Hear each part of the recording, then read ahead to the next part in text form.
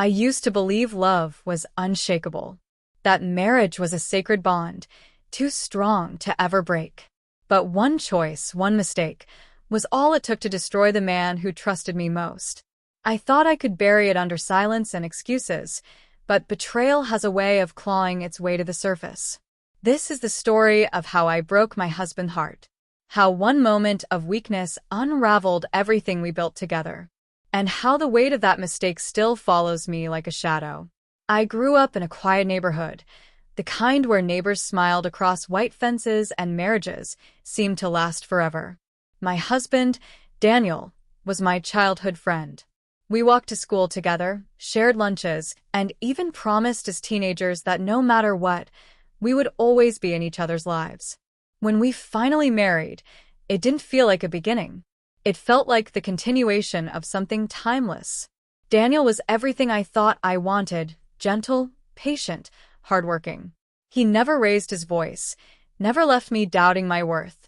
He would wake up early, kiss my forehead, and carry himself through life as if kindness were sewn into his very soul. I believed I loved him just as deeply as he loved me. For years, I convinced myself that was enough. But life has a way of testing even the strongest bonds. After nearly 10 years together, the cracks began to show, not in Daniel, but in me. Restlessness settled in, whispering questions about whether the life we had was truly enough. Daniel worked long hours, sacrificing his own rest to make sure I had everything I needed. I should have admired that. Instead, I began resenting the loneliness it left behind. That emptiness carved a hollow inside me, a space that should have been filled with gratitude and patience. Instead, it filled with doubt. I started looking for validation outside our home. Social media became my escape, where compliments from strangers felt like sparks in the dark. I didn't realize those sparks were igniting a fire that would burn down everything Daniel and I had built. It was during this time that I met someone new online. His words flattered me. His attention soothed the parts of me Daniel's busy schedule couldn't reach. At first, it seemed harmless, conversations about books, movies, dreams. But innocence blurred into temptation. Looking back, I see how fragile love becomes when you invite shadows in. Messages turned into late-night chats. Late-night chats became secrets. And secrets, once they find a place to hide, grow roots that are impossible to pull out. I told myself it was nothing more than words. Harmless. That Daniel would never have to know. But betrayal rarely begins as something grand. It begins with small choices, piling up until the weight of them crushes the very heart they betray. The man on the other end of those messages gave me something I foolishly believed I was missing: attention without responsibility, affection without sacrifice. He told me I was beautiful, that I deserved more. And in my selfishness, I believed him. Meanwhile, Daniel was quietly breaking himself for us. He stayed late at work, not to escape me, but to build the future he dreamed we would share. He gave up his own dreams so mine could survive. He carried burdens I never even noticed because he wanted to shield me from them. The contrast between his silent sacrifices and my reckless choices only became clear when it was far too late. One evening, Daniel came home earlier than usual. His shirt was wrinkled, his tie loose, exhaustion written across his face, but his eyes still lit up when he saw me. He had brought my favorite dessert, a simple gesture that should have reminded me of all the reasons I fell in love with him. But instead of warmth, I felt guilt tearing at my chest. It wasn't long before the truth slipped out. Daniel wasn't searching for it.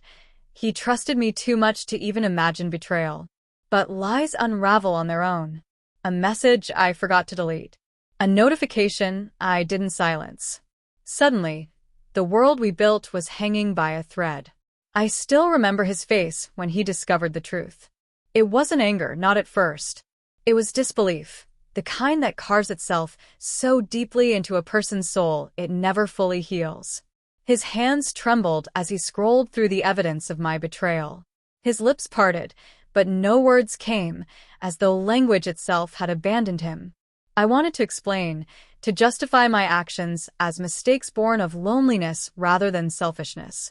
But betrayal has no explanation that matters.